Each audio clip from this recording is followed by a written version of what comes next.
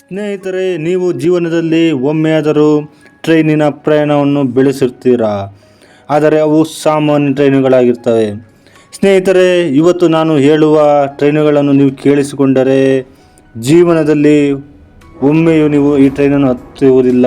ಯಾಕೆಂದರೆ ಇವು ಅಷ್ಟು ಅಪಾಯಕಾರಿ ಟ್ರೈನು ಮಾರ್ಗಗಳಾಗಿರುತ್ತವೆ. ಬನ್ನಿ ಸ್ನೇಹಿತರೆ, ನೋಡೋಣ ಪ್ರಪಂಚದ 7 ಅಪಾಯಕಾರಿ ರೈಲು ಮಾರ್ಗಗಳನ್ನು.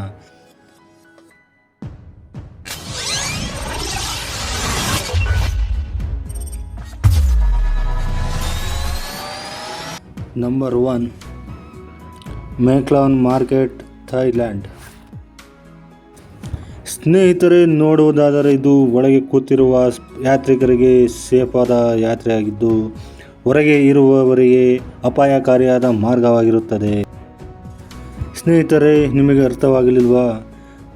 ಅರ್ಥ ಮಾಡಿಸ್ತೀನಿ ನೋಡಿ. ಈ ಮಾರ್ಕೆಟು ಯಾವಾಗಲೂ ಜನಸಂಖ್ಯೆಯಿಂದ ತುಂಬಿ ತುಳುಕ್ತಿರುತ್ತದೆ. ಆಶ್ಚರ್ಯಪಡುವ ವಿಚಾರವೆಂದರೆ ಈ ರೈಲ್ವೆ ಪಟ್ರಿಯ ಮೇಲೆಯೇ ತಮ್ಮ ವ್ಯಾಪಾರದ ಅಂಗಡಿಗಳನ್ನು ಜನರು ಇಟ್ಟಿರುತ್ತಾರೆ. ಸ್ಥಳದ ಅಭಾವ ಇರುವ ಕಾರಣ ಜನರು ರೈಲ್ವೆ ಪಟ್ರಿಯ ಮೇಲೆಯೇ ತಮ್ಮ ಅಂಗಡಿಗಳನ್ನು ಹಾಕಿರುತ್ತಾರೆ. ಆದ್ದರಿಂದ ಇದು ಅಪಾಯಕಾರಿಯಾದ ರೈಲ್ವೆ ಹಳಿಯಾಗಿರುತ್ತದೆ. Number 2, train to the cloud. ಅರ್ಜೆಂಟೀನಾದಲ್ಲಿ ಮಾಡಲಾಗಿರುವ ಈ ರೈಲು ಮಾರ್ಗವು ಪ್ರಪಂಚದಲ್ಲೇ ಅಪಾಯಕಾರಿಯಾದ ಮಾರ್ಗಗಳಲ್ಲಿ ಒಂದಾಗಿದೆ. ನಾನು ಹೇಳಲಿದ್ದೇನೆ. ಇದನ್ನು 1975ರಲ್ಲಿ ನಿರ್ಮಾಣ ಮಾಡಲಾಗಿರುತ್ತದೆ. ಇದನ್ನು ನಿರ್ಮಾಣ ಮಾಡಲು 17 ವರ್ಷಗಳನ್ನು ತೆಗೆದುಕೊಂಡಿರುತ್ತದೆ. ಈ ರೈಲು ಮಾರ್ಗವನ್ನು ಟ್ರೈನ್ ಟು ದಿ ಕ್ಲೌಡ್ ಎಂದು ಕರೆಯಲಾಗುತ್ತದೆ. ಈ ರೈಲು ಮಾರ್ಗವನ್ನು ಭೂಮಿಯಿಂದ 4250 ಮೀಟರ್ಗಳ ಎತ್ತರದಲ್ಲಿ ನಿರ್ಮಾಣ ಮಾಡಲಾಗಿದೆ. ಆದ್ದರಿಂದ ಜನರು ಈ ಟ್ರೈನಿನಲ್ಲಿ ಪ್ರಯಾಣ ಮಾಡಲು ಹೆದರುತ್ತಾರೆ. ಈ ಟ್ರೈನಿನಲ್ಲಿ 31 ಸುರಂಗ ಮಾರ್ಗಗಳು ಮತ್ತು 29 ಸೇತುವೆಗಳನ್ನು ಹೊಂದಿರುತ್ತದೆ. ಇದು ಆಂಡೀಸ್ ಪರ್ವತಗಳ ನಡುವಿನಿಂದ ಹೋಗುತ್ತದೆ. ಇದು ಉತ್ತರ ಅರ್ಜೆಂಟೀನಾ ದೇಶವನ್ನು ಚಿಲಿಯಿಂದ ಸೇರಿಸುತ್ತದೆ. Number 3, Aso Minami route, Japan. ಈ ರೈಲು ಮಾರ್ಗವನ್ನು ಜಪಾನಿನ ಅತ್ಯಂತ ಅಪಾಯಕಾರಿಯಾದ ರೈಲು ಮಾರ್ಗ ಎಂದು ಹೇಳಲಾಗುತ್ತದೆ. ಈ ರೈಲು ತೆಳುವಾದ ಹಳಿಗಳ ಮೇಲೆ ಚಲಿಸುತ್ತದೆ. ಈ ಮಾರ್ಗವು 2 ಕಡೆಯಿಂದ ಓಪನ್ ಆಗಿರುವ ಮಾರ್ಗವಾಗಿದ್ದು, ಚಾಲಕನು ಇದನ್ನು ತಾಳ್ಮೆಯಿಂದ ನಡೆಸಬೇಕಾಗುತ್ತದೆ. ಏಕೆಂದರೆ ಚಾಲಕನ ಒಂದು ತಪ್ಪಿನಿಂದ ಅಪಘಾತ ಆಗುವ ಸಂಭವ ಇರುತ್ತದೆ. ಆದರೆ ಈ ಟ್ರೈನಿನ ಅಪಾಯ ಇಲ್ಲಿಗೆ ನಿಲ್ಲುವುದಿಲ್ಲ. ಇದು ಮುಂದೆ ಹೋಗಿ ಎಸೋಮಿನಾಮಿ ಎಂಬ ಜ್ವಾಲಾಮುಖಿಯನ್ನು ಹಾದು ಹೋಗಬೇಕಾಗುತ್ತದೆ. ಎಸೋಮಿನಾಮಿ ಜಪಾನಿನ ಅತ್ಯಂತ ಅಪಾಯಕಾರಿ ಮತ್ತು ಸಕ್ರಿಯವಾದ ಜ್ವಾಲಾಮುಖಿಯಾಗಿದೆ.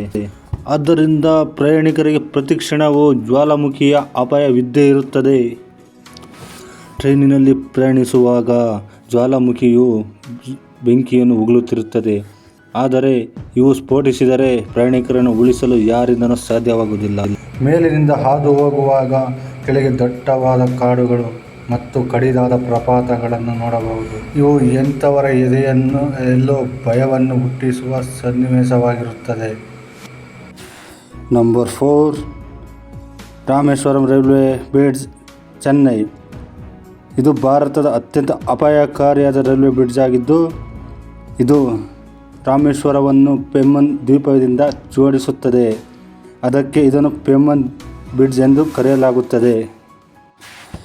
ಇದರ ಉದ್ದ ಸುಮಾರು 2 ಕಿಲೋಮೀಟರ್ಗಳಿದ್ದು, ಇದನ್ನು 1911ರಲ್ಲಿ ಕಟ್ಟಲು ಶುರು ಮಾಡಿದ್ದಾರೆ.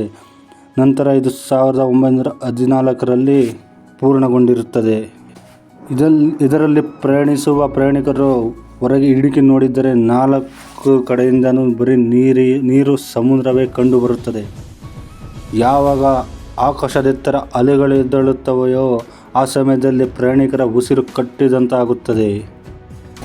ಈ ಸಮುದ್ರದಲ್ಲಿ ಬರುವ ರಾಕ್ಷಸ ಗಾತ್ರದ ಅಲೆಗಳಿಂದ ಪ್ರಯಾಣಿಕರಿಗೆ ರೋಮಾಂಚನ ಮತ್ತು ಆಘಾತಕಾರಿಯಾದ ಅನುಭವ ಆಗುತ್ತದೆ. ಇದರಿಂದ ಪ್ರಯಾಣಿಕರು ಈ ಬ್ರಿಡ್ಜ್ ಮೇಲೆ ಹೋಗಲು ಸಹ ಹೆದರಿ ನಡುಗುತ್ತಾರೆ. Number 5, death railway track, Thailand. ಸ್ನೇಹಿತರೆ, ಈ ಡೆತ್ ರೈಲ್ವೆ ಟ್ರ್ಯಾಕು ಥೈಲ್ಯಾಂಡ್ನ ರಾಜಧಾನಿ ಬ್ಯಾಂಕಾಕ್ನಿಂದ ಬರ್ಮಾದ ರಾಜಧಾನಿ ರಂಗೂನ್ಗೆ ಕನೆಕ್ಷನನ್ನು ಕೊಡುತ್ತದೆ. ಇದರ ಒಟ್ಟು ಉದ್ದ 415 ಕಿಲೋಮೀಟರ್ ಆಗಿದ್ದು ಇದು ಬಹಳ ಅಪಾಯಕಾರಿಯಾದ ಮಾರ್ಗವಾಗಿದೆ. 1974ರಲ್ಲಿ ಈ ರೈಲ್ವೆ ಮಾರ್ಗವನ್ನು ಬಂದ್ ಮಾಡಲಾಗಿತ್ತು. ಇದರ ಕಾರಣ ಕೇಳಿ ನೀವು ಗಾಬರಿ ಪಡುತ್ತೀರಾ. ಈ ರೈಲ್ವೆ ಮಾರ್ಗವನ್ನು ಪ್ರಾರಂಭಿಸುವಾಗ 90,000 ಜನ ಈ ಬ್ರಿಡ್ಜ್ನಿಂದ ಬಿದ್ದು ತಮ್ಮ ಪ್ರಾಣವನ್ನು ಕಳೆದುಕೊಂಡಿದ್ದಾರೆ. ಆದ್ದರಿಂದ ಇದನ್ನು ಡೆಡ್ ರೈಲ್ವೆ ಟ್ರ್ಯಾಕ್ ಎಂದು ಕರೆಯಲಾಗುತ್ತದೆ. ಇಂಥ ಮಹಾ ದುರ್ಘಟನೆಯ ನಂತರವೂ ಇದನ್ನು 10 ವರ್ಷಗಳ ನಂತರ ಮತ್ತೆ ಪ್ರಾರಂಭಗೊಳಿಸಲಾಗುತ್ತದೆ. ಭಯಾನಕವಾಗಿ ಬೀಸುವ ಗಾಳಿ, ಈ ರೈಲಿನ ಸದ್ದು ಮತ್ತು ಈ ಬ್ರಿಡ್ಜಿನ ಎತ್ತರವು ಎಂಥವರಿಗೂ ಎದೆಯನ್ನು ನಡುಗಿಸುತ್ತದೆ. Number 6, Jakarta railway route, Indonesia. ಸ್ನೇಹಿತರೆ, ಹೈಸ್ಪೀಡ್ ಆಗಿ ಓಡುವ ಈ ಟ್ರೈನು ಜಕಾರ್ತಾವನ್ನು ಬಂಡೂನ್ ನಗರದಿಂದ ಓಡಿಸುತ್ತದೆ. ಜಕಾರ್ತಾದಿಂದ ಬಂಡೂನ್ಗೆ ಪಯಣ ಕೇವಲ 3 ಗಂಟೆಗಳದಾಗಿದೆ. ಈ 3 ಗಂಟೆ ನಿಮಗೆ ರೋಮಾಂಚನದ ಪಯಣ ಕೊಡೋದು ಸಾಕಾಗಿದೆ.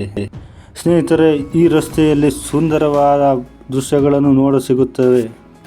ಆದರೆ ನಾವು ಟೈಟಲ್ನಲ್ಲಿ ಹೇಳಿದಂತೆ ಇದು ಅಪಾಯಕಾರಿಯಾದ ರಸ್ತೆಯಾಗಿದ್ದು, ಯಾವಾಗ ರೈಲು ದಟ್ಟವಾದ ಕಾಡುಗಳ ಮಧ್ಯದಿಂದ ಹೋಗುತ್ತದೆಯೋ ಆಗ ದೃಶ್ಯ ಭಯಂಕರವಾಗಿರುತ್ತದೆ.